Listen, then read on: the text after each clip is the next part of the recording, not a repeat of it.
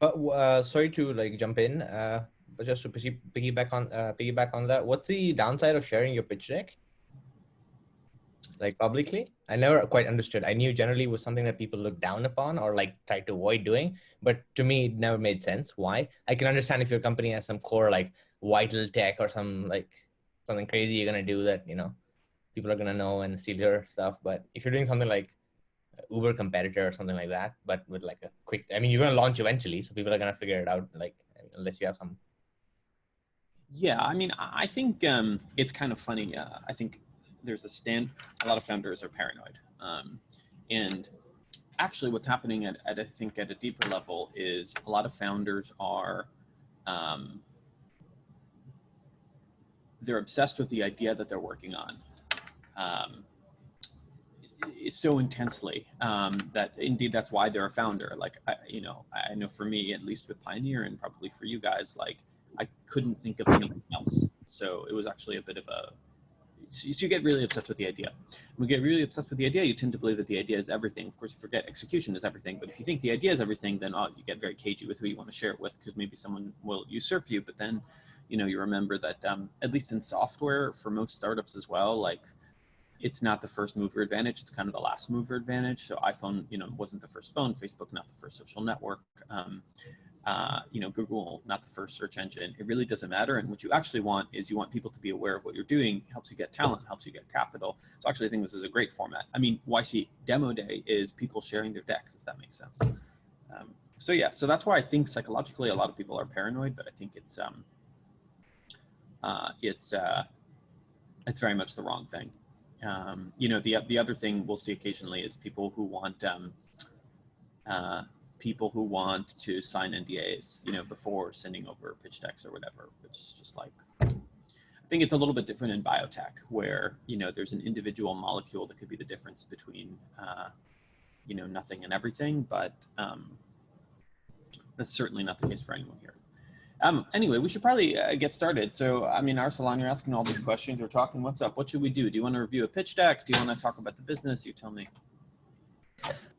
Yeah, I've basically been drawing the distinction between, I want to get your feedback on it, the members of, well, actually, now that I come to think about it, this would be a better question for not a webinar. Yeah. Oh, do you want to talk about the team a little bit? Is that why? That and like the business in general, like nothing I would broadcast out loud. Like, yeah. We can do that. Tell us though, I guess, how is the business going broadly in Pretty well in webinars? Yeah, on a high level, I've stuck to a really like brutalist approach of doing two things only. The first one is speaking with actual people who express interest, and that's why I spend 80% of my time speaking to potential users, and then kind of monitoring product development and seeing how far away we are from actually delivering product to. We're speaking to a few big names and a few like really interesting use cases too, which like interesting verticals that we feel that. Does everyone know, by the way, what Arsalan, what do you do? Super quick. So we're trying to build a programmable text editor like LiveDocs, but you can actually automate your business workflow and document management on it. Just do it, set your document workflows up once and forget about it. That's livedocs.com. Also, in interesting news, we recently switched to livedocs.com. We're doing the transition there, and we want to have some sort of experience. That's something we're working on, where people can try out and actually spin up a document and see how LiveDocs can be useful for them via a quick template before actually like signing up. And that's something we're working on. And we're still testing whether that feature has any stickiness associated with it, like actually making a document that's useful to you and then sharing it on the internet before you actually sign up. Like think of it like GitHub Gist or Gist, how you pronounce it. But Gist, I think. That's the gist of it. Okay, so how are things going just in terms of finding product market fit and traction? Like, how are you thinking about that? So as much as you're willing to share publicly. Yeah, so I mean, what my biggest learning from speaking to a lot of like potential users and exploring different verticals is to not speak as much and basically just explore the space and be really curious to listen. And it's really good in that when I have these conversations with potential users, it's usually overlap with what conversations we're already having.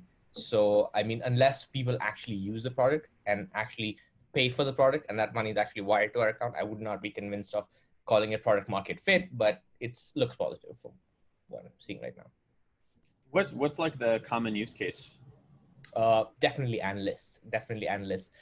They're the ones who are like, we don't care about extra functionality that you want to build, but just give us the product now, even if it's broken. If it supports these 3 data sources, I'm willing to use it right now. So there's a strong like affinity and a lot of like positive feedback. Let's just say I'm So seeing. when we think, okay, so when you say it's working with analysts, like just make it visceral for us. What's an analyst?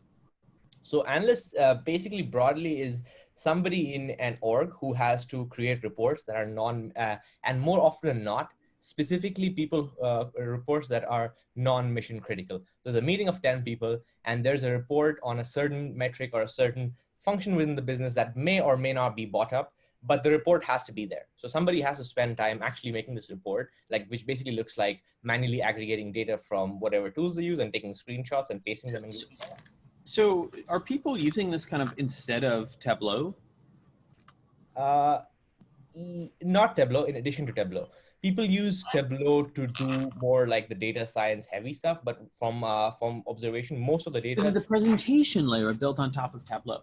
Yes, because most of these insights are consumed inside of meetings, not actually like nobody sends up, hey, this is something pivotal. Which is, of course, very interesting. One of the problems Tableau struggles with is they can only really charge the business, the limited number of people in the company if they pay on a per seat model.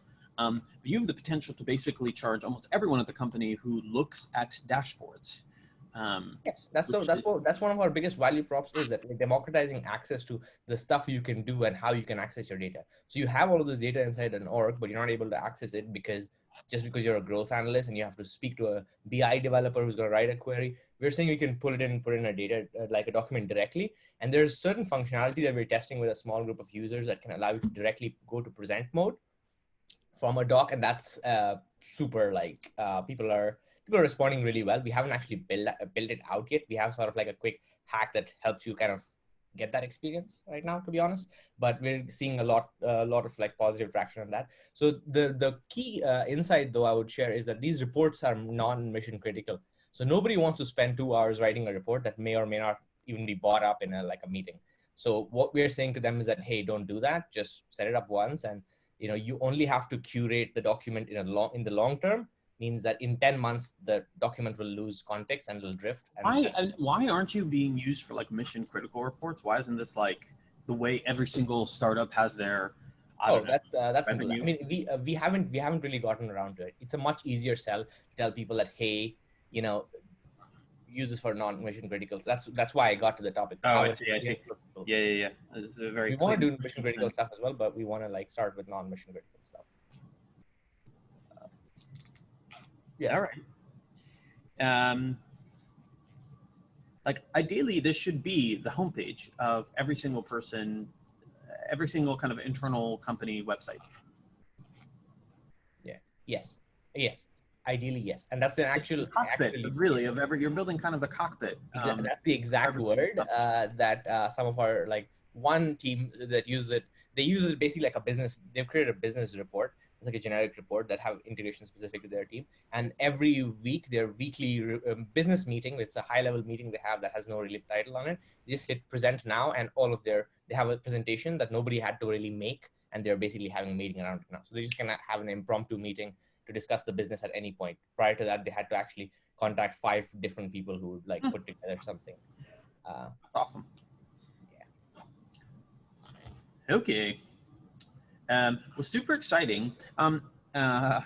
We'll talk more one-on-one for your secret update. Yeah. Maybe you secretly closed a deal with a giant company. No. You don't want to let us know about that publicly.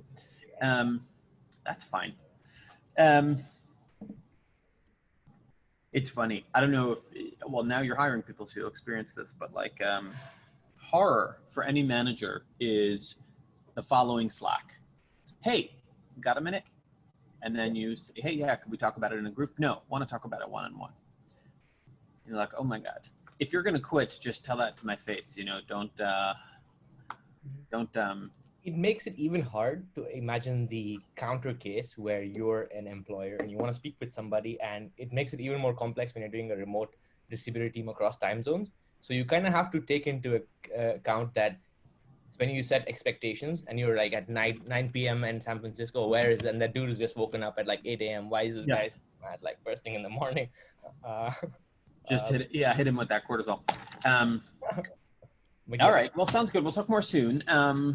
Anyone else want to go next? Have a deck they want to review, or YC application, or anything? Press. Okay, we have two. We have three. Yeah, go ahead. You're raising your hand. You might as well. Me? Yeah, of course. You, not you, Alex. Oh, I know. I wasn't first. I thought Daniel was first. I didn't see. So, okay. Cool. So my question isn't really about a pitch deck. It's more about finding a co-founder. So my co-founder had to And drop tell out. us a little bit about, where you currently are, your name, what you're excited to be working on. Okay, cool. So my name's Adobe, pronounced like the software, not spelled like it.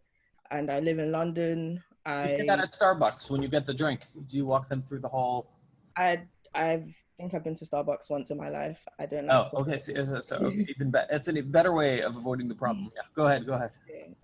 So I'm in London and I'm basically working on trying to directly measure professional performance in real time. And the problem that I'm trying to solve is how to prove ability, performance, and potential at scale, because that's a problem that has been traditionally solved through the use of credentials. And I'm super passionate about it. So that's a bit about what I'm working on. So you're trying to quantify productivity in the workforce in people. Is that right? Yeah, I think I wouldn't necessarily say it's productivity, because I think when you say productivity, you start to measure units of time, like how much time has someone spent, as opposed to how effective is their work. Of course, no, you're trying to measure the real thing, not effort, but output. Yeah. So on some level but basically what I'm trying to do is that I realized all of the different solutions that I went through were either like coming up with assessments and all of these things that were based on snapshots of data. But I guess there's nothing really better than predicting performance and actually just seeing someone perform. And I kind of realized that we're in a time where a lot of offline data within the workforce is now becoming online. Yeah. And so I wanted to basically plug into all of these different applications and see if I could basically pull it into one dashboard that's 100% private and portable for the employee, and really not optimize for the current recruitment processes right now, but create a completely different one where I guess in the future you don't actually need a CV, you just have this sort of dashboard, because the CV hasn't changed since like the 1500s. And it's a whole different thing. But yeah, my main question anyways is basically around finding a co-founder, because I had a co-founder, he dropped out. Let me just stop you there, by the way. We'll get to your co-founder problem in a minute. I happen to think this is the only, I mean, I'll say this about anyone anything's working on, but I happen to think it is the only problem in the universe, and therefore the biggest problem. Like, I think if you could quantify what it means to be productive across an organization, you'd fix all the other problems. Yeah. I'll give you an example, like hiring. People don't know who to hire, so that's why they like look for Harvard and Stanford and all these stupid brands. Exactly, that's why we have right, student dad, because you don't know what goodness means. And of course, this is what Pioneer tries to work on as well. Doing it within an organization is super hard. Like measuring the efficacy of different roles. Now, we do have like an example of how everything should be, I think, is the sales organization. You kind of know like who's good and who's bad, because there's a number to look at, points on the board. Exactly right. But then even then, it's a bit weird that they can't actually carry that data with them. So even though they do have these individual metrics on them, they can't carry it with them. And with sales, like, you need to know how good someone is, also within the context of like, okay, yeah, you said you brought in 50 million, but like, how was that in relation to your other team members and all of that contextual data? So it's super, I mean, sometimes you meet people that, they say, oh, I work on sales for Facebook ads, and that's like saying, well, I do sales for crack cocaine. That's like, you're not really moving the needle. I would really encourage you, by the way, one thing, and sorry, I'm a bit overexcited here because I've thought about this problem maybe too much. It really helps to pick a domain. Like, there are companies that really just focus on doing this for software engineers. Git Prime is a good example of that. And that in itself is a capstone project that could take you a decade to work on. I think you could work on this for managerial performance. which would be super interesting, super leveraged. Like Bridgewater is very famous for doing this, constantly rating, have you, but kind of do it in a better way. But that in itself is a capstone project. I think if you try to do it generically, it's not going to work. You really kind of have to pick your one particular battle here. But anyway, tell us about the co-founder situation. What's going on there? So I had a co-founder, and he had to drop out literally the day we found out we won Pioneer, because of some visa issues. And I've been trying to find one ever since, because it took me a really long time to find him, and I'm having serious issues. So the main issues that I'm having is that the people that I want to work with, it's either they happen to be working on a startup of their own, and so they really just want to focus on that.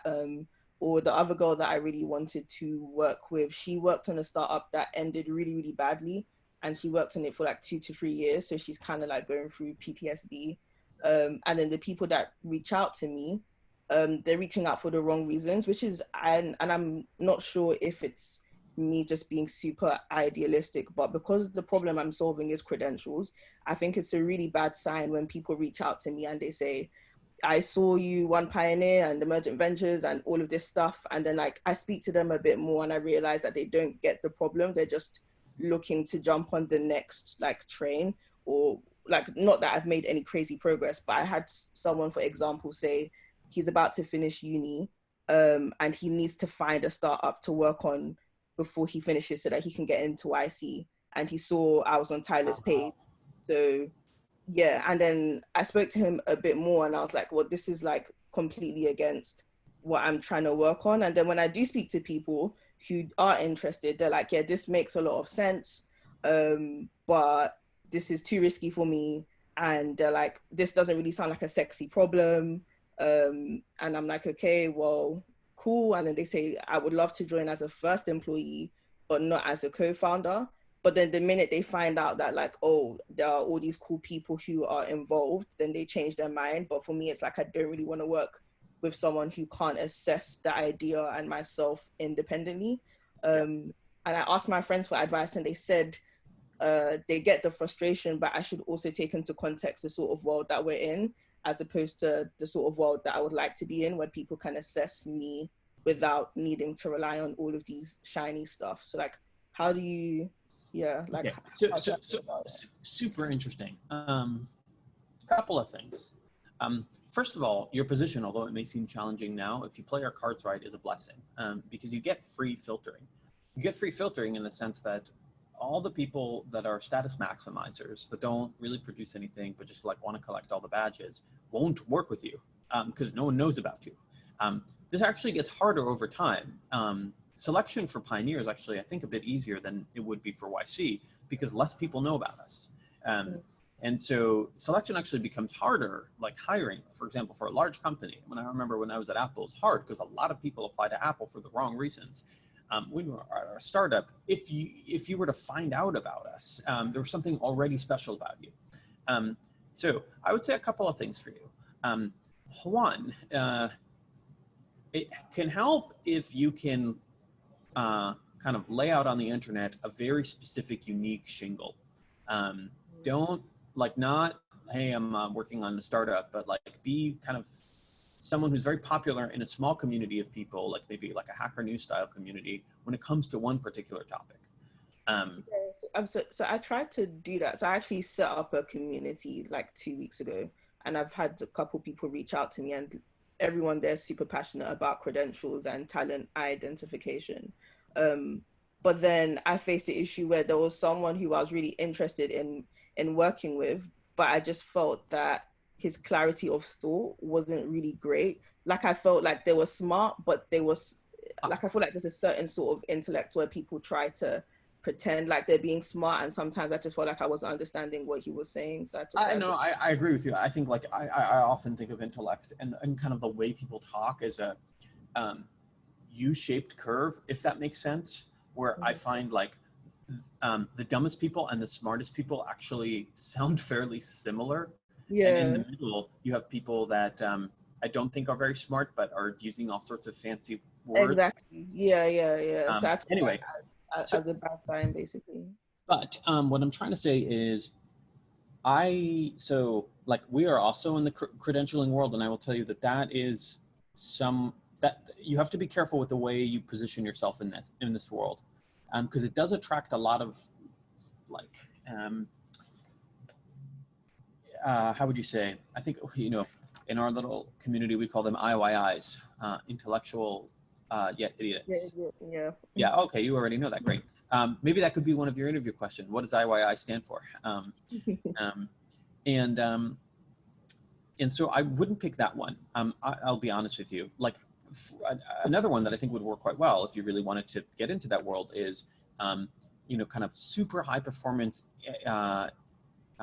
you know, automated engineering quantification. I think that will attract a whole other type of person. It will attract a super technical hacker. So like, I understand why your strategy is not working. I think you have to pick the niche and the subreddit you want to be in.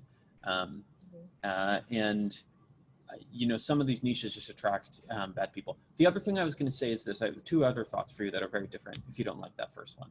Yeah.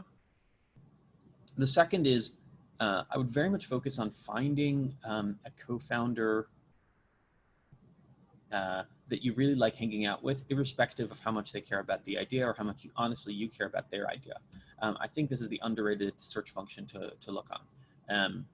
There are kind of three indices, I guess. We can think of this as kind of a search engine. You can either start the search by finding a little domain you can become an expert on. That was the first approach we discussed. The second approach I'm discussing is like just index on people you like hanging out with, regardless of whether they have your idea or not. The quorum of the small group, if done correctly, it will have much more energy than any particular idea. And earlier we were talking about. When you say that, so because like I'm non-technical, so I studied electrical engineering, but I decided not to learn anything technical and just learn solar stuff. So I didn't actually have any software skills. So I guess when you're saying that, does that mean I can still like just choose to hang out with non-technical people and find a non-technical, like that wouldn't? I would say two things. One is be careful how you label yourself. I mean, I never want to, I mean, I graduated high school and then I started my business. I learned to code pretty much at home. So you know, you figure out what you enjoy doing, but I think that is completely irrespective of what you were trained to do. You're working on credentialing uncredentialed people, so credential yourself. So don't worry about that. But second, you know, engineering or not, just really focus on whether you like hanging out with them. That's going to matter a lot. A lot. And the truth is, there are, in my view, and Nat Friedman's actually CEO of GitHub done a good job of framing this. There are far more biographies about individual and far fewer or far too little biographies about small teams. But when you look at what really moves society forward, it's small groups of teams. I actually have a book on it that I'm reading. There you go. Of course you do. So I mean, I should shut up and probably let you run this slide. The third thing I was going to say is the third search function you can use that I think people miss is you should focus on people that are the best, irrespective of whether they're currently available. This is true for anyone hiring as well, and it's permanently true. Focus on people that are really great, stay in touch with them, because the pool of people that are, number one, available, number two, know about you, and number three, would take the offer from you is really small. So like occasionally that works out, but that's scratching lottery tickets. The pool of people that are great would potentially work with you one day if you became Google's, much larger. You want to constantly stay in touch with these people and be top of mind for them, because nobody really knows how these large life decisions are made, and you'll find people flip. Like, no one's going to send you the Google News alert saying, hey, you should go call Bob now. Bob's ready to be your co-founder. So instead, what you have to do is, it's kind of like a sales process, and you just have to be top of mind for them. So I would suggest just like hanging out with the best people you know. This will also have the nice side effect of really raising your standards, because you'll constantly be reminded of just how good it could be. Anyways, those are three things, the three kind of hacks for finding co-founders. It's not easy. And I also don't happen to think it's necessary. It certainly helps. When you say that it's not necessary, right? Because I'm super, because like I've done everything that I can do on my own right now. So like right now, what it is that I need to do is really just build, because I have people. Yeah, but I don't think that's true. Like, I think you can build whatever, unless you're going to come back at me and tell me that you have some white paper algorithm you need to implement. I'm sure you can build. I really refuse to believe you're truly blocked. I think co-founders can help, but I don't think they're necessary. And I think the reality of it is, even for the companies, the classical co-founder companies that we look at, you know, Airbnb, there's a trifecta of them, or Drew and Arash from Dropbox. There's often basically one person that's doing most of the thing.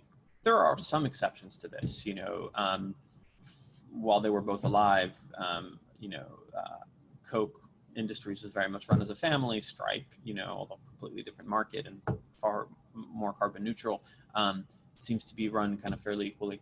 But there's always a main actor in the play for the most part. And so I actually think the story, the founding team story is a little bit overrated, and people often use this as an excuse to block themselves. So I think you can, whenever you want to, whenever you choose, you can unblock yourself if you'd like, and just get going. And there's a bunch, you know, it's funny, I'm glancing here at the chat. There are a bunch of good feedback on, like, yeah, basically, I mean, it's pretty easy to code. So I wouldn't worry about it too much. I do want to say one final thing. Given, despite all of this advice, I know it's super basically. Someone let the secret out at some point about this whole startup thing, and it got really popular. And when anything gets popular, it attracts a lot of conventional people. You have a lot of conventional people, selection is hard. So I get it. So you're seeing, I mean, it's terrible that someone's like optimizing for a thing to get. I've met people that want to do YC just for the 3 months, just so they can say they were YC. Yeah, like I know a lot of people who have also said to me, or all my friends, if you get into YC, I will work on it, and if not, then like I'm not going to work on it. Sort of. Yeah, and I think there's a certain blessing there, which is you've got free filtering. Like, that person turns out to be very normal and uninteresting as a result, but they filtered out for you. Great. So thank you. Press on, power on, hang out with great people. That's really my lead bullet advice for you. It's not a silver bullet, but it works. Cool. Thank you, and thank you guys for the stuff you said in the chat. I hope, by the way, yeah, I mean, you should hang out with a lot of pioneers over Zoom or whatever. Like, I think we've had 1, 2, 3, anyway, stories of pioneers, like covalent bonds joining forces, and so hopefully, I mean, we can serve at least as a place for you to meet someone, if not a friend of a friend. For sure. Well, thanks for the feedback. I appreciate it. Get some sleep. I don't know why you're up. All right. Anyone else? Daniel, I believe you were next, and then maybe Alex. Yeah. Hey everyone, I'm the other DG. I am from North Carolina, but I'm back home right now for my mom's birthday. And I am working on. No dry coughs next to mom, please. No dry coughing next to mom. Yeah. Yeah. Okay. You guys are on it. And I'm working on a product that improves the taste of healthy foods, that it's much easier for people to live a healthier lifestyle. So my question is, You're going to be the next nutrition, and one day you too will get acquired or go public for $1 billion. But yes, please go ahead. Yeah, Rockstar Energy just got acquired for $3.8 billion like 2 days ago. I think the question for you is to figure out what are your public market comps. It'd be great if you could actually list as opposed to getting bought out. What's going on with 5 Hour Energy? Let's look. I think that's up like a privately owned $5 billion thing. It's tough. I've seen so many ads for 5 Hour. Anyways, go ahead. Let's not focus on the big thing. Let's get there. Sure. Yeah. So I've been talking to people, and like in the past, I've definitely had people like been so excited about the idea. They're like, "Hey, you want money?" And I'm like, "Not right now." And so recently I just tried to do like an update with one of those people that like was literally offering money on the first meeting, even though I never brought it up. And he was like, "Oh yeah, not right now." And I'm like, "Well, we can just do a call." And he's like, "Yeah, it's just like not the right time right now." And so I asked one of my mentors, like, "Does this mean he's not in anymore?" And he's like, "Yeah, probably." But then I realized with the whole Corona thing, like stocks falling, he probably is just has a lot of stress right now and doesn't want to talk. But yeah, I was just wondering, in a general sense, what's going to be the like culture behind investing right now? Because like I'm sure a lot of people with lots of money have lost so much money that it's going to be hard to find investments right now. And like ideally, I'd like to bootstrap as long as I can to get product market fit, to get a good deal.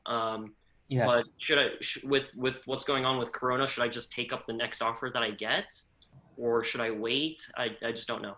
Is it all over? Is modern civilization ready to end? The candlelight of human consciousness ready to call it a day? Yes. No, of course not. Look, there's going to be some softness in the market in the next couple of months, but I'm still pretty optimistic that this thing will recover. And actually think startups, and I think some investors think this, although they won't say it. Startups are probably the best asset class right now, because founders, I think, skate to whatever market is the most interesting one to participate in.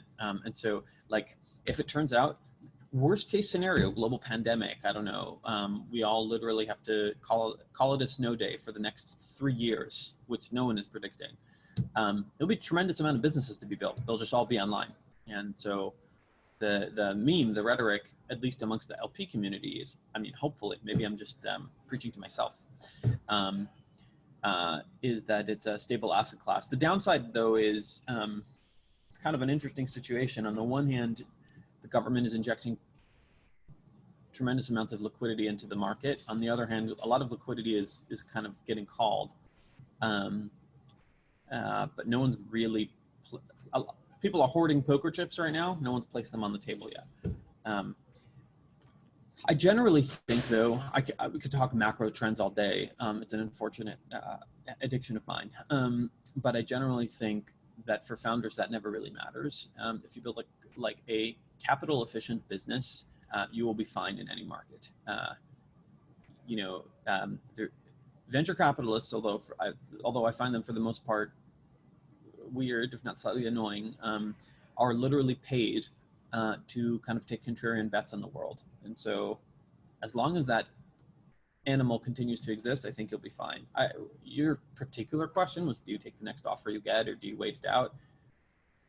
I wouldn't let coronavirus affect that decision too much. I think we are in peak mania now, and that's probably going to build over the next 2 weeks or so as some U.S. deaths start taking their toll, unfortunately.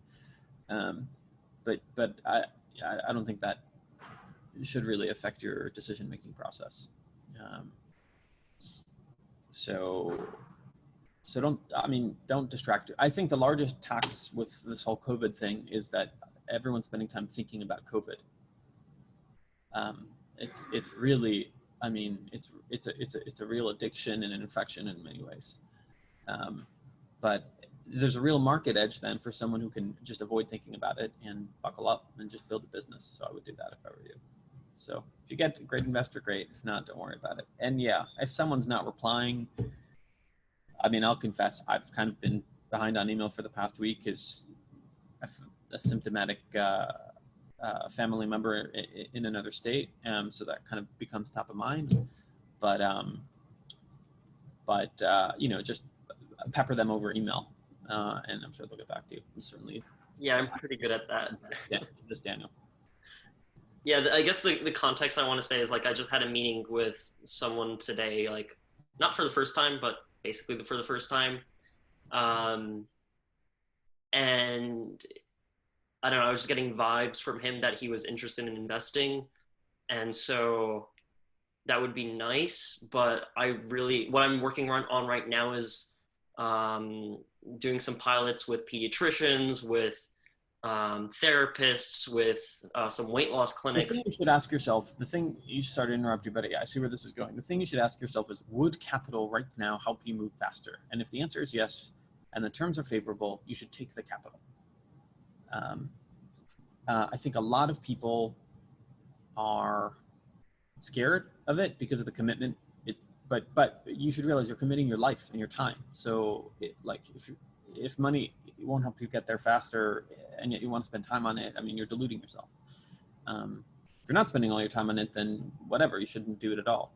But spending all your time on it, I would raise money for it if that'll help you move. And by the way, the answer to that question is almost always yes. And then I would use that capital to advance faster, whatever that means. Because the real thing you got to realize is you have a limited window where we won't dig into the details, because I'm sure you don't want to, on how exactly your product works and its benefits compared to other artificial sweeteners. And at some point, someone else will figure that out. And so you want to get ahead, you know?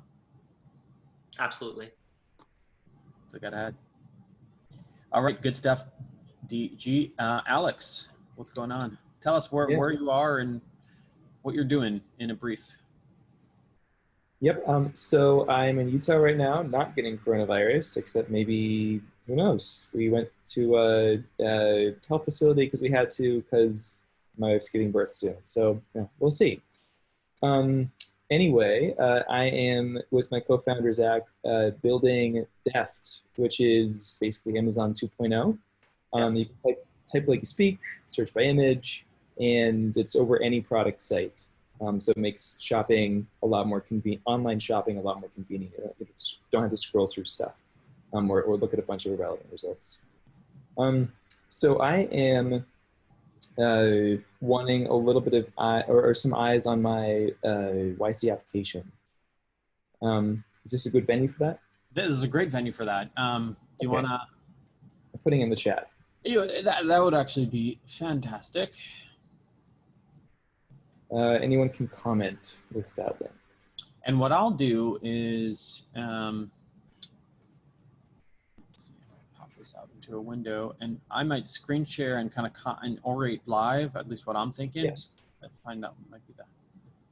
Yep, that'd be good. Thank you. Cool. Share. I feel like there are very few applications that have this many eyes on them, so I'm very grateful for that. Yeah, totally. You're getting quite a few eyes. All right. Can you see the what? Yeah, I can see it. Okay. If I may interrupt and say one thing, you could probably post this in the pitch deck feedback channel. Good point. And I will probably do that afterward for people that weren't on. Okay. Or maybe I can do it now and just save myself the time. Anyway, continue. Okay, let's go. Deft.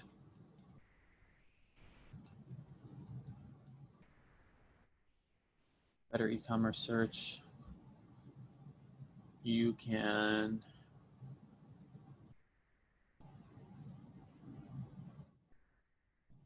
All right, I'm going to go into suggest mode here. But a lot of this is just me adding my stupid style. I'm just kind of reading it at the same time. It's minor nets.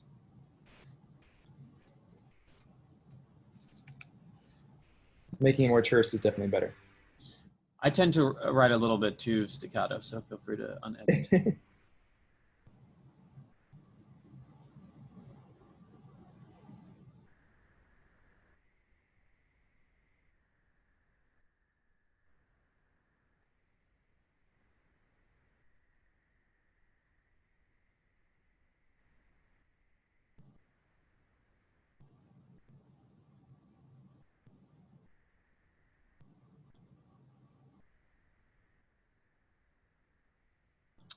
I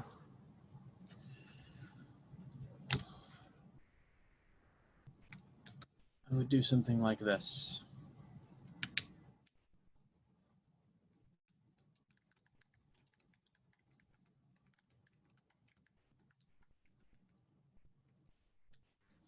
Okay, yeah, get more to the point quicker. But the thing I'm flagging here is, you know, the person reading this application has read hundreds, if not thousands of others. And, you know, when you read the same thing over and over, your brain kind of shifts into pattern recognition mode. And this will just read like you've been working on it for 3 years, which is a bad sign usually. Because if you're working on something for 3 years and you don't really have any material revenue, you're probably wasting your own time. Yeah, that's a great point.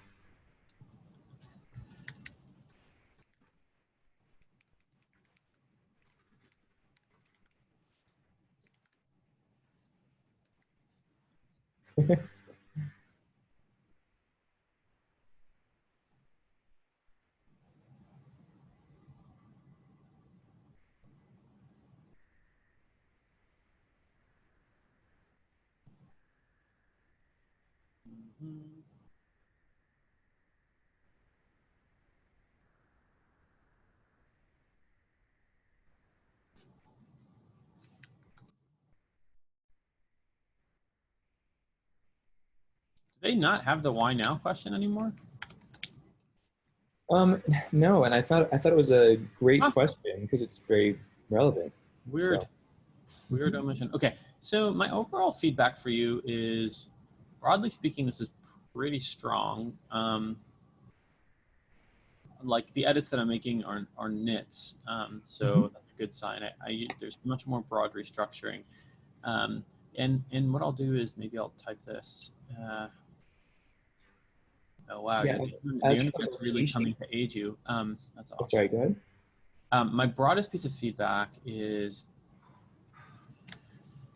it's not clear to me that this is the largest value prop. I think the big idea is very simple. If Amazon is a noisy Shenzhen flea market, you're a quiet library. I think it's like simple, easy to use, trustable reviews. What else? Oh, limited selection. Some people don't want limited selection. They want to see everything that is relevant to what they're looking for. And then if they're like, no, this is like too much crap, let me like, you know, specify it a little bit more or whatever, you know. So we've gotten a lot of feedback from users that, you know, basically what I just said. Yep. Sorry to jump in really quick. I mean, I think it would help us if, you know, you told us like, I mean, I'm trying to process the application, but I'm trying to get that aha moment. Like you're doing e-commerce, you're saying you're Amazon 2.0, and you're saying that your biggest value prop is that because you can start using text or image, or like that's just a feature for Amazon. So maybe from a founder's perspective, you can tell us like, what's that one thing that would make me want to like ditch Amazon and like jump onto Deft or whatever. Because this is exciting to me because another pioneer is also working on something similar and we have chats like very often. So just curious to know what your thoughts are. Are you talking about Julia who's doing like eBay 2.0? Yeah. I mean, for all of our users, pretty much, I should say, all of our users that we're talking to, the main value prop is that they don't have to scroll through stuff on Amazon that is just totally irrelevant, right? The search is the feature for them. And Amazon can address it, but they're not going to do it fast enough because they can't move quickly enough to make the necessary changes. And they can't do broad restructuring enough to make those changes either. And obviously you do have the flea market problem. And there's various ways to solve that I could go into, but yeah, I mean, let me read what Dana's writing here. I'm just reacting to Arsalan and trying to put it in the doc. I was wondering if the clean, messy board dynamic would work well for you. So here's something I would just like to, I'm just thinking out loud, I mean, if you say something like, you know, we have a limited functionality and smaller, like a smaller, like a niche store as compared to a Shenzhen street, somewhere I think that the opportunity there is limited. you're saying that you have like there's a lot of small startups who do like curated bundles or like curated marketplaces for people, but you know, you never hear of any big ones that are truly like closed marketplace but are doing super well, you know? Yeah. Yeah, the goal here is not to limit the options artificially. The goal here is to show people exactly what they're actually looking for and wanting in a way that isn't noisy, and just like Daniel was describing, like, you know, fake reviews, kind of just like low quality, you know. So yeah, point is to match what users want rather than artificially constrain them by providing this selection. Because like if I'm finding some furniture, I don't want to go to a site that's like, we have these, you know, 100 or 200, whatever, hand-picked furniture sets. It's just kind of like, it feels a little like, you know, communism. It's like you get your one type of food, right? I'm just kidding, but you don't have as much selection, right? And I like to know, and other people that we talk to, our users, are like, I want to know that I've, you know, seen everything there is, and there's not some hidden thing like, oh, this could have been a lot better and more tailored to what you're looking for, right? Man, so actually, that product FOMO. Sorry, this is just jumping in here. I actually don't think that's as important as you're saying it is. I think this example was used before with the wire cutter. I basically own like everything Wirecutter puts out. And it's because I look up, I need a monitor, I need a fan, I just need the right one. I don't want to waste my time. So I think there is some value there that's worth figuring out, which is the better way to go. Yeah, for sure. And I think maybe what you're like, I'm talking about more considered purchases, like say furniture is, you know, obviously our first vertical we're focusing on. And there are other ones that apply to that. You're maybe talking more about the get in, get out. I just want to know what's the best and then walk away with that. Like I'm not going to spend, you know, 5 hours looking for the best floss, but if the best one pops up, sure, I'll take that and go on my merry 30 seconds and I'm done, right? So that's definitely super valuable for those less considered purchases. What's interesting to me is that, you know, I think, I mean, it's just interesting way of observing us like a consumer behavior. To me, I think it would be the opposite way. If I were to think of an item like furniture, for example, so for me, for the one of the things I was about to send you feedback and afterwards was that the example specifically does not, like if I were to buy a couch, I wouldn't want to like pick up my iPhone and say, I want like a voice search that I want a brown, I want to see what it looks like. And I don't know exactly what I'm looking for. I know I want a couch, but I want to like visually go through that. So when you say you want to limit it, it doesn't make sense, because the value prop for me, if I were to ever buy a couch online, is that I want to see as many as possible and then find something that delights me, or I say that has that moment for me. But by limiting that sample size, it's kind of doing the opposite. I would feel that if you showed me only 10 and you said that here's the top 10 best, you know, couches for something like a monitor, yes, it would make sense, because like an iPhone, it's pretty much as good as it gets in mobile phones. I mean, don't send me like hate mail for it, but pretty much it's one of the top 3. But for a couch or something like that, it's more subjective. It's like saying, send me the best t-shirt ever. You can't really like. Exactly. Yeah. I totally agree with you there. And I just so there's no you know, confusion, we are not doing any curating. Oh. We might in the future, I don't know, but that's not our angle here. I don't think that's the right way to approach it.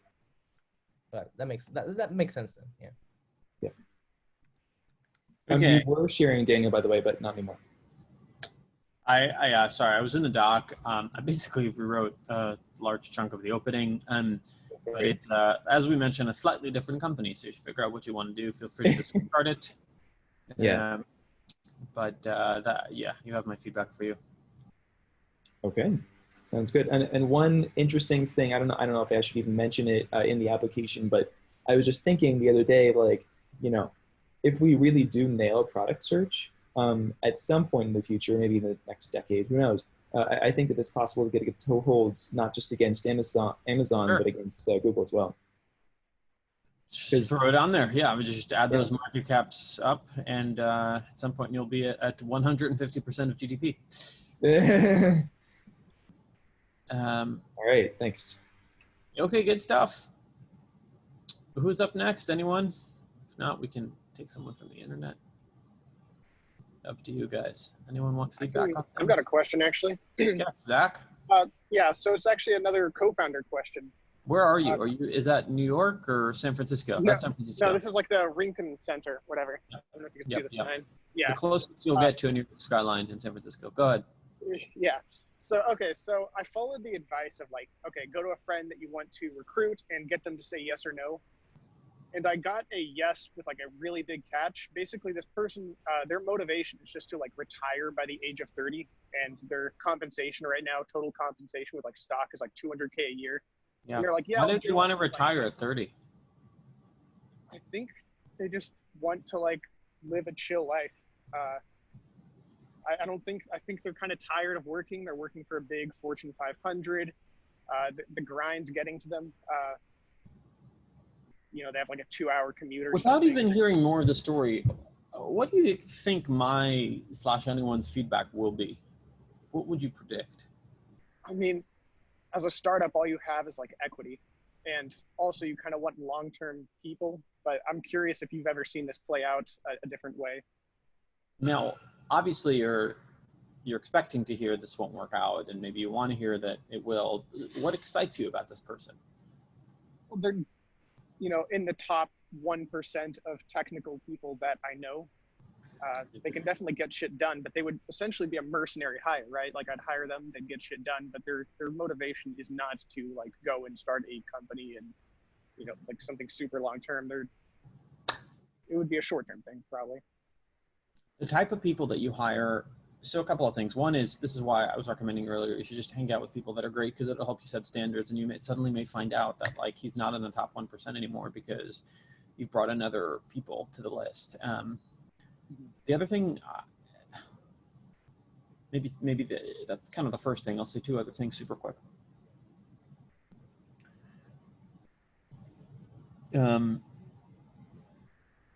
When you start out early, you tend to want in your startup people actually that may not scale over time when the company gets super big, or may not want to work at a super big company, but are very good at early stage startup stuff, where actually technical acumen, depending on what you're doing, may not matter as much as just wanting to pursue guerrilla warfare.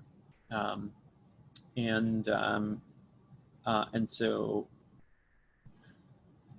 often people like get entranced by, again, like the brand, person's worked at Google, whatever, but that's actually maybe exactly what you don't want. Those people, for correct reasons, I think are very risk averse. Sometimes their relationship to work is what you're describing is somewhat adversarial, because I think they've trained on a lot of bad data where their job hasn't been fun. And it doesn't have to be that way. It may have to be that way for many people on the planet, but certainly not anyone on this Zoom call. You get to pick your job as your hobby, which is quite a blessing. And then the third thing that you know, that I'd say is that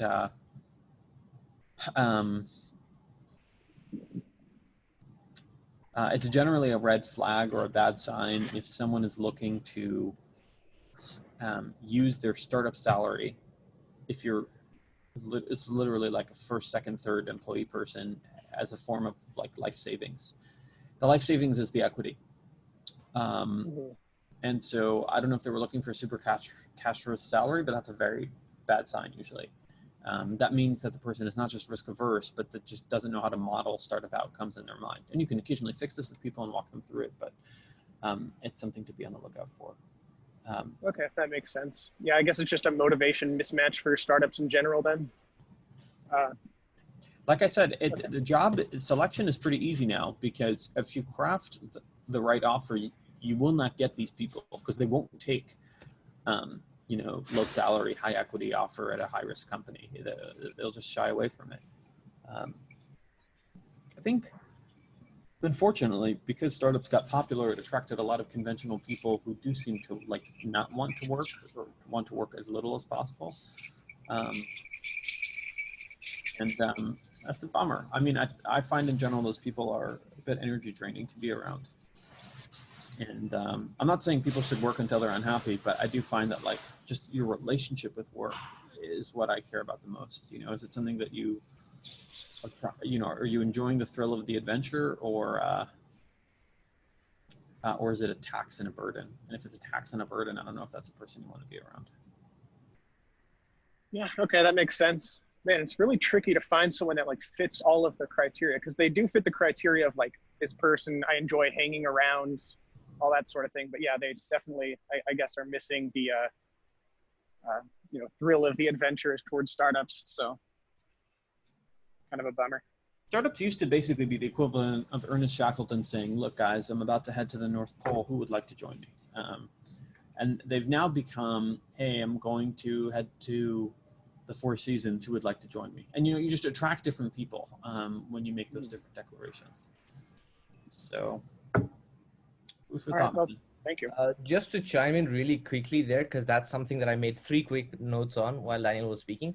The first one was that I had the exact same, like literally the exact same problem earlier when I started hiring, when I was put in touch inadvertently or otherwise with somebody whose brand entirely was that they are like super efficient engineers, but they have to be highly competent. Basically what you're describing, what you call like get into like a project man.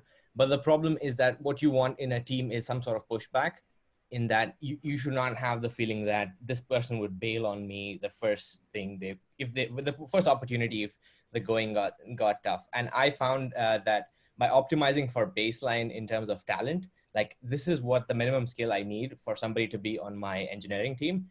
And then reminding yourself that I read somewhere, I don't know where, that all of this and sort of rhythm is a sermon. I mean, it's a religion, not a sermon. And that's been working very well. We started off with a few people who had the minimum skill criteria and were excited about, like, I think Pioneer had a board in their office that says people wanted for hazardous. Basically, that's the offer we made them. We told them, like, look, if you're looking for something super fancy, we don't have it. Like, that's just straight up. We don't have it. I mean, but if you're looking for something where you'll really get to take a crack at a juicy problem and come along, and like as Daniel rightly said, 90% of all the fancy like talent like basically refused us, and the one that came was super interesting, and we were really like we really put in together a real like team by following that. And so yeah, that's just my personal experience with that. So Okay, awesome. That makes a lot of sense. Good stuff. And by the way, that poster is literally the, I mean, it's a more dramatic, I'm looking at it now, it's a more dramatic version of the Ernest Shackleton original request for people. Okay, anyone else with questions or anything on their mind? Yeah, I have a question. Oh, no, I'll ask after because I already asked. Okay. I mean, this question is this is either a dumb question or a great question. It's how should we be thinking about COVID and fundraise? I know that the market went through that. Shepo, oh, okay, we already went through that. Oh, sorry. Basically, the TLDR is I would not care about it too much for anyone on the Zoom call. I mean, unless we have any attendees like Travis Kalanick or someone super late. Sure. At your stage, it doesn't matter. Got it. The additional thing I should mention is the largest way it will matter is it seems to be distracting a huge amount of people, myself included, on certain days. And so you really have to stay focused. Got it. So my question was just back to hiring again. And so something I also have encountered is that when I do meet people, I feel like I have a criteria in terms of, okay, I want this person to be optimistic, have a strong bias to action, all of that stuff.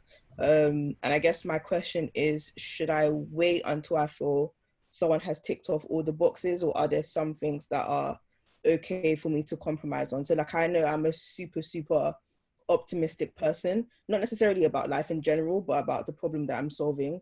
And so is it okay to compromise on that quality if the person is more of like, I don't know, leaning on the pessimistic side, but I might actually need that sense of realism or something like that? Or do I just need to sort of wait till I basically find the quote unquote perfect person? Like, what is it that I can and can't compromise on in the early days?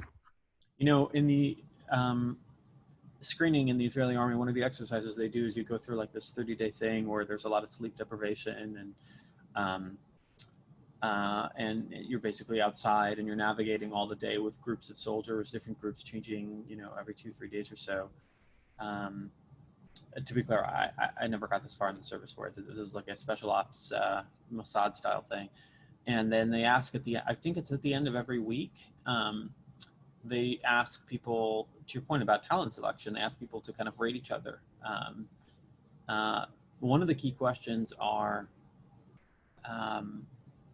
who would you like to get dinner with the most? And you have to stack rank. And I find that question super revealing, because it's a little bit less like who will be most successful, or who will, I don't know, sprint the furthest or whatever. It's who do you have interest in seeing in a how would you say, in kind of an infinite game way, where you have no immediate thing you want from them. And that's what I would be asking if I were you. So like, I think you're trying to dissect this with like a lot of specifics. Like, by the way, I think this is true for hiring employees, not just co-founders, really anyone. I think you just want to think about people you would want to hang out with. The extension of this that I find works quite well in my mind is, would I take this person to a social gathering with my friends? Would I take them to like a weekend barbecue? And if you struggle with that, then you can hang out with them more, but you know that you don't have your answer. So that's kind of how I just try to dissect these things, as opposed to think about the individual qualities, which is hard because words mean different things to different people. Oh yeah. Thank you. Okay. You'll get through it. It happens. And if you don't, like I said, like you should pick up any one of these no-code apps or whatever and just get going. Or the for-code stuff. I mean, I think Python is actually easier to write than English. So. I mean, like I'm learning to code now. Yeah. So. Super good. Okay. Anyone else? I have a quick question. Yes. Let's say your business depended on other businesses with people coming into them. Yeah, all right. And let's say theoretically there's a global pandemic where everyone can stay home. No, that's actually not my question. No. I have a question around customer reference calls from investors.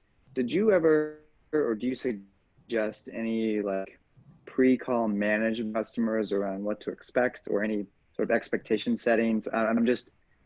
I've had varied experiences with this, and I definitely think there's kind of a preferred narrative that we have, and I'm wondering what, if any, sort of like light touches to give to customers before a reference call from an investor.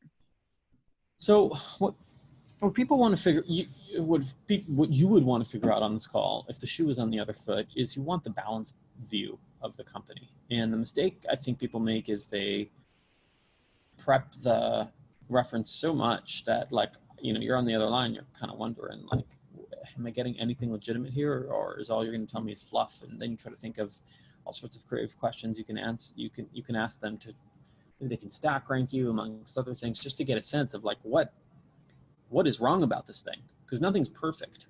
So I do think it makes sense to tell your customers how to handle those calls, but you want to also tell them to just give them a balanced view. The most satisfying way to sell someone, I think, is to just be open and honest about both sides, because no one gets sold if you just tell me the good news. So I would get interesting. Yeah. Okay. I mean, I would have them, and you can paint the kind of image that you want of like what are the good parts and the bad parts. But I would not have them, just try to dump a bunch of dopamine there, because any investor with a half brain will know they're. And by the way, one final thing I should say is the ultimate move is you doing this with the investor. I mean, that is very rarely done, but it's quite beautiful when it's done well. Hey, I know what you're thinking. If you really headshot this, it works really well. I know what you're thinking. I'll tell you for Pioneer if you want. It's, hey, I know what you're thinking. Like, would this even work? For the most part, but forget COVID for a second. Most people meet in the real world, not really on the internet, and we're not really well known, and we don't have like a full-blown team or like just a couple of people, and this stuff takes a long time to figure out if it works, whatever. So I mean I get that, but and then you can pitch. Okay, so you actually give them, honestly, like launder all of your fears, and then also launder your solutions to those fears, which should be fairly easy, because I think anyone who works on anything early stage, is kind of all you think about. Yeah. Okay. And then just tactically, do you do that in a call with the investor? Or do you maybe send them an email or like when you were prepping? I do anything complicated over calls Okay. if I can. Yeah. I have to push myself to do that, I find, but I've spent way too many years writing way too many emails that are way too long. And I also know that no one really reads long emails. Yeah. So. Okay, thanks. By the way, I think your business will be fine. Daniel. Yeah.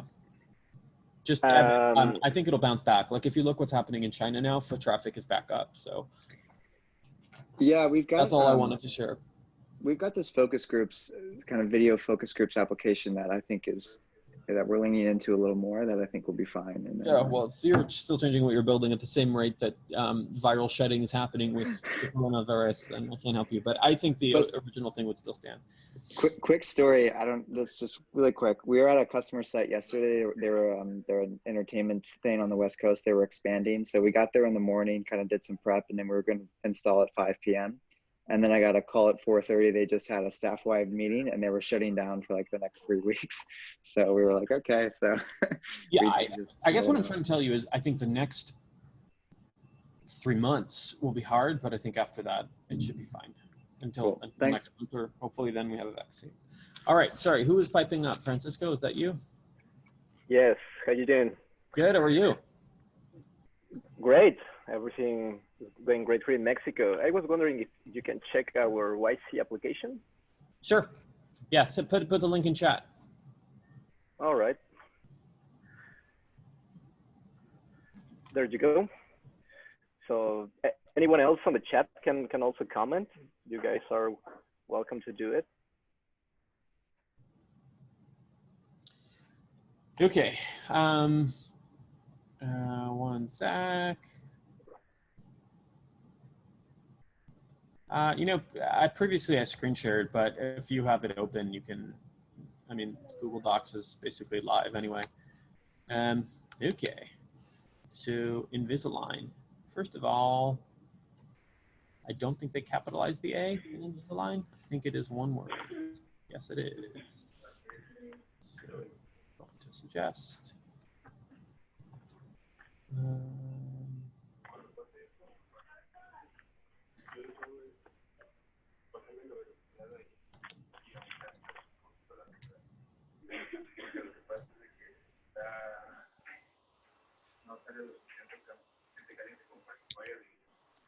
I think you could say something like,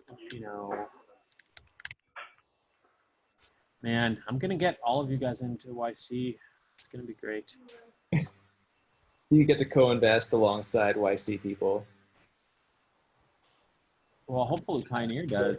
Like subclause being like, if you get into YC and you were previously in Pioneer, we also get another 1%. Hopefully, yeah. If you get some equity somehow, we'll figure that out.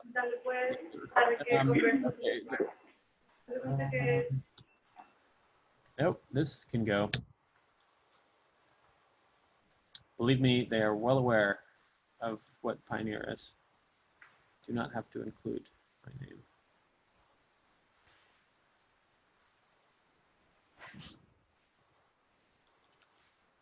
Yeah, quick story on how well aware they are of Pioneer. Like they asked me, they're like, "What can we learn from?" Like Michael was like, "What can we learn from Pioneer at YC?" I'm like, "Oh my god!" Yeah. That's cool. Was this recent, by the way, or back when you were in batch? But back when I was in the batch, like he had a bunch of questions about it. Yeah. God, I love those guys. I love them because they're smart. And it's funny. I hope they're watching. I've told them in the past, it's like the best thing ever for YC because look at me. Look what I'm doing now. It's 4 o'clock on a Friday afternoon. I have a lot of other stuff to do. And here I am getting someone into YC. So I don't know why they're so concerned. It's great. Okay, got to go back to the top now. This is, I would remove this. I would literally say, high level feedback, by the way, for anyone writing anything, especially applications for stuff. I really think you need to, like, everyone knows that subreddit, explain to me like I'm 5. That's how you need to be writing here. So like, how far along are you? I would change this to like, we have a thing now that prints braces. You know, that to me means much more than the traditional design process is now 100% digital. We need to do 2 things to start really growing. That is computer-aided manufacturing. Yeah, you basically come up with a description that if you have like a 6 or 7-year-old niece or nephew that they would understand, and then put that in there. Okay. You don't need to get amazed by the questions. You have this thing here, amazing question. All the questions are amazing. Yeah. Okay, how do you make money? Here's how I would write this. I put in a little placeholder for you. Okay. Otherwise, I think this is good. You just have to make it clear, like, and maybe you can use analogies to Invisalign about this, how this, like, I think you have 2 problems, not because of what you wrote, but because of what you're doing. Like, one, it's not viscerally clear to someone in their head. It is to you because you spent all day thinking about it, but like, no one really knows when you say custom orthotics, like what that means. Yeah. So you have, that's why I'm trying to say knee braces, so that people just, because they can see something in their mind when you say knee brace. And then the other thing is, you have to make it clear how this is lucrative. And maybe an analogy to Invisalign will help. You know, There's a very interesting competitor in Berlin. They're called Makeries. They just raised Series B. Do you think we should mention it? Sure, that'd be great. Okay, great, awesome. This is great now. Just kidding. I gave you a lot of work to do, so you'll have to figure it out. Okay. All right. I so much. Hey, Jackson, do you want to take any internet people? Maybe like one more to wrap up an hour and a half here. I don't know how we pick. Yep. I don't know how this works. We have this turn into chat roulette. That'll be bad. We do have this Q&A feature at the bottom. Maybe we can just scroll through there and choose one. That okay. Yeah. Oh, that's cool. What happens if I click? Sorry, guys. I'm learning how to use computers here. What advice can you give to someone who's joining as CTO to an existing technology company that's already built a product with an existing engineering team? Oh, is this, hello, is this Jeremy? This is probably Jeremy. Jeremy also emailed me this question. Maybe not. I don't think, it looks like they might have left. Anonymous attendee. Bummer. Bummer for them. Okay, I have an answer, I'm not giving it. Next question, home. How much should you value? Oh, is Jeremy still here? Oh, Comb's here. Okay, great. Comb asks, how much should you value passion while hiring? Who's the better hire? The person who has the most experience or is the most passionate about solving the problem that you're solving? I think this depends on the stage that you're at. The earlier you are, the more passion matters, because basically you can afford to make a lot of mistakes because no one really knows about you, so that you're not creating irrevocable damage. I do think when you reach the point where you're like flying an airplane full of passengers, we can actually like kill people if you make mistakes. That's when experience might matter over passion. But I think one thing the listener to this, I don't know why you've been listening for the last hour and a half, but if you have, the common theme I think we flagged from today is people betting on brands a little bit too much. Oh, they have a lot of that. Turns out to like never be the thing that you want. Okay, great. Next. Okay, not Jeremy, it's Anthony. Who's asking about an existing technology company with already built an engineering team. They're thinking of joining a CTO and they want to figure out if they can building something from the ground up. I mean, I guess, and now click answer live. I don't know what this does. I guess, I mean, I don't have enough context to really answer the question. Maybe we can broaden it if, you know, like, if you're thinking of joining something existing, how should you be thinking about it, especially if you're coming into a management role? It's just spending a lot of quality time with the team that you're going to be managing and working with, I think works really well. And valuing that more than anything else. I think there are two things that matter a lot when joining a company.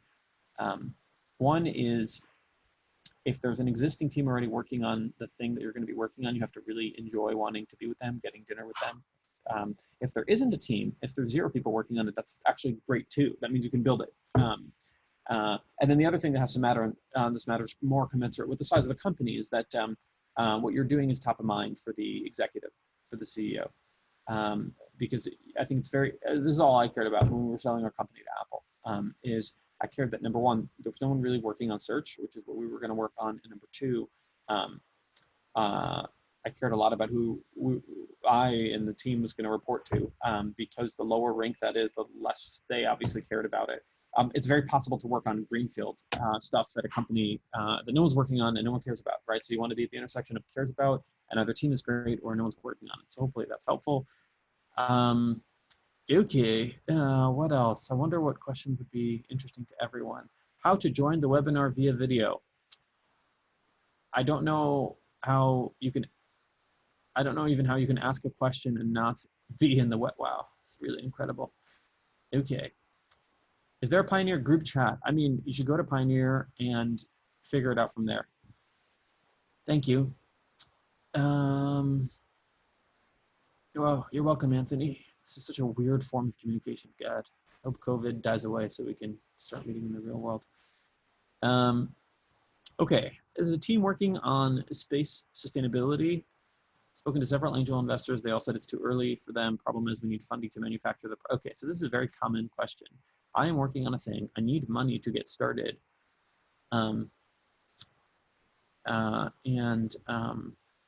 Jonas, yes, just paste your link and then I'll do it in a minute. And then I will have to unfortunately go. Mostly because my bladder is full. But now you know that. Deal with it. So how do you raise money if no one wants to give you money is basically the gist of that question. And of course, some businesses, like if you're building a website or whatever, you can obviously get started from your basement in your pajamas. That's great. But like if you want, I don't exactly know what space sustainability is, but like let's imagine, best example I have of this is there, at the time a kid, probably still a kid, older than me, a gentleman by the name of Blake Scholl strolls into YC's offices one day and he says, "Hi, I'm going to build a supersonic airplane." And that's like not one of those things you can get started with. You can't really start building the airplane from your basement. Your parents won't let you. Here's the truth about Blake. He got funded by YC. He didn't really have anything. I think he was like a product manager at Amazon. And so like the obvious thing is, the obvious question is, why should a product manager from Amazon be able to reconstruct the Concorde, which is an effort that took the work of 2 nations and thousands of engineers around the world, and like 2% of GDP for 10 years. Why should Blake Scholl, a product manager from Amazon, be able to do that? And it's because he came into YC and he didn't ask for that much money. I mean, he asked for YC's funding, which was $120K back then. And here's the thing about Blake. He knew more about supersonic aircraft than like probably anyone alive at that point. And any question you'd have, he'd give you this smile of like, yeah, thanks, I thought about that 2 years ago. And then he'd send you this Google Doc that he wrote about it that was, large enough that it would be measured in megabytes. And I think that is something you can do if you're working on something that's capital intensive from early days, is you can really strive to be like the #1 person on the planet for that particular thing. No one should know more than you. And I mean, I do think there's enough options out there in the world. Pioneer is one, YC is another one, Andreessen Horowitz is another one, Sequoia is another one, that if you're really shown expertise and passion, you'll get a little bit of funding to get started. So hopefully that's helpful. And Jonas, it is your loss. You did not post it. You did not post your link for the YC review. And therefore, you do not exist. No, I'm kidding. Sad. Oh, now you did. Boom. It's Notion. Dude, send a Google Doc, please. And I'm sure if the Notion people are watching, they want to shoot me for saying that, especially currently I'm an investor in that company. I mean, does Notion have collaborative? Nope. Can I live edit? No. Okay, so I would like to live edit. So you know what I'm going to do, since you're not complying here? I will put this in a Google Doc. Please don't tell Ivan from Notion that I did this. Okay, I have created a Google Doc. Yeah, you can now comment, but you're too late. See, this is what it's really like working with users. They don't exactly do what you want, but they help you long term. So I'm not exactly going to do what you want me to do, but let me send this in the chat. Company name, what is it? Get post. I would probably say something much more simple. Oh, Jackson, can you bump Jonas up? I feel like we're editing his company, so we might as well make him bring him onto the call. That would be kind of a bummer. Actually, I can do that. Oh, sorry. Thanks, Jackson. Here he comes. Jonas, please be clothed. That's all that I care. Okay, so Coronavirus, all bets are off. the internet. Basically, I'm still trying to figure out what this company does. This is the main thing going through the head of anyone reading this, I think. It basically seems to be, would it be fair that this is like pull request meets show HN, maybe? Yeah, so yeah, hello. it is me. Hello. Daniel, thank you. Git post. Yeah, go ahead. Continue talking, please. Oh, yeah, so basically this is like HN, like you could say HN meets indie hacker style.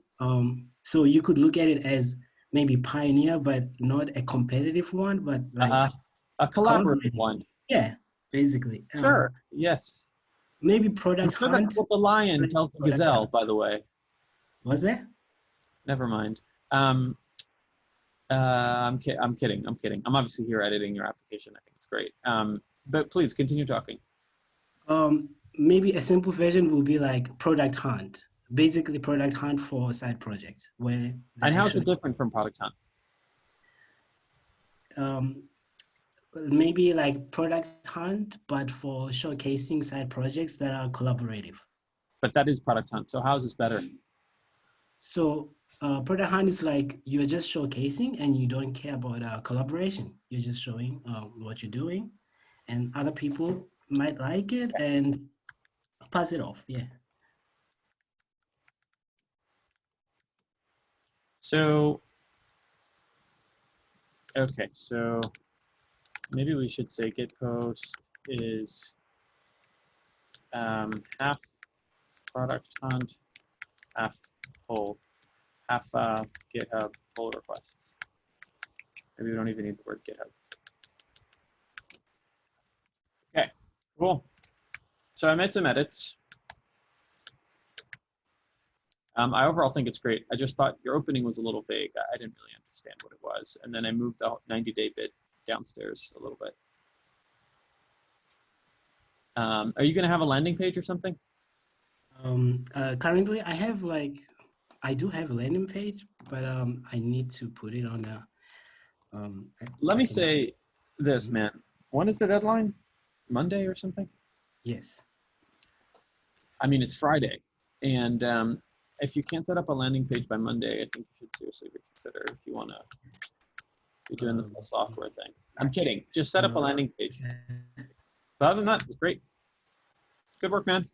Anyway, all right, people. Hopefully this is useful for everyone. I have to run. If you have any feedback, please send it to us. Thank you again, Jackson, for God, what is it? Like infinite o'clock for you, wherever you are. Jackson is in a secret, undisclosed location at this point. Quick 5-second question. Yeah. It's a yes or no. But CIA, FBI, whatever, like In-Q-Tel, the investment arm reached out and they're like, we do it. But yeah. Should I do that or no? Should I think the CIA, by the way. Yeah. Okay. You raised from In-Q-Tel? Yeah. Should I? They're like, we want to test this out in our like with whatever the CIA. Pursue them fearlessly as a customer, but I think you can predict my feedback. I mean, Shepo. Okay. Yeah. Without revealing too much to the internet, you have very high quality people beseeching you of capital that are much higher quality than a beloved government institution. In-Q-Tel tends to move slowly and write small checks. Got it. And also, I suspect you will. I mean, government contracts are really annoying to negotiate. I see. Okay. Meanwhile, if you're in San Francisco, you can go outside the door and like get Zendesk as a customer in an hour. So I would just do that. Got it. All right, everyone. Stay safe, stay healthy, wash your hands. I'll see you soon. Bye.